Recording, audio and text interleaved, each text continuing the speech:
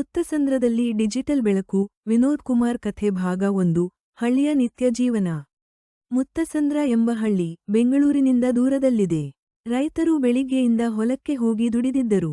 ಮಕ್ಕಳ ಪಾದಯಾತ್ರೆ, ಶಾಲೆಗೆ, ಸರ್ವಿಸ್ ಪಡೆಯಲು ದೂರದ ತಹಶೀಲ್ದಾರ ಕಚೇರಿಗೆ ಹೋಗಬೇಕಾಗಿತ್ತು. ಜನರ ಬದುಕು ನಿಸ್ಸಂಗ ಮತ್ತು ಸಾಂಪ್ರದಾಯಿಕ. ಭಾಗ 2. ವಿನೋದ್ ಕುಮಾರ್ ಎಂಬ ಯುವಕರ ಬಿರುದು. ವಿನೋದ್ ಕುಮಾರ್ ಬೆಂಗಳೂರಿನಲ್ಲಿ ಕಂಪ್ಯೂಟರ್ ವಿಜ್ಞಾನ ಪದವಿ ಪಡೆದ ಯುವಕ. ತನ್ನ ಹಳ್ಳಿ ಮುತ್ತಸಂದ್ರಕ್ಕೆ ಹಿಂತಿರುಗಿದನು. ಅವನು ಕಂಡದ್ದು ಹಳ್ಳಿಯ ಜನರ ಸವಾಲುಗಳು. ಅವನು CSC ಕಾಮನ್ ಸರ್ವೀಸ್ ಸೆಂಟರ್ ಆರಂಭಿಸಲು ನಿರ್ಧರಿಸಿದನು.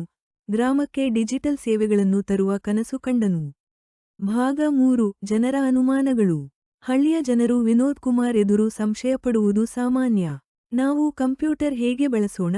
ಈ ಯಂತ್ರಗಳು ನಮಗೆ ಏನು ಲಾಭ? ಎಂದು ಪ್ರಶ್ನಿಸಿದರು. ವಿನೋದ್ ಧೈರ್ಯದಿಂದ, ನಿಮ್ಮ ಕೆಲಸಗಳು ಈಗ ಸುಲಭವಾಗುತ್ತವೆ ಎಂದು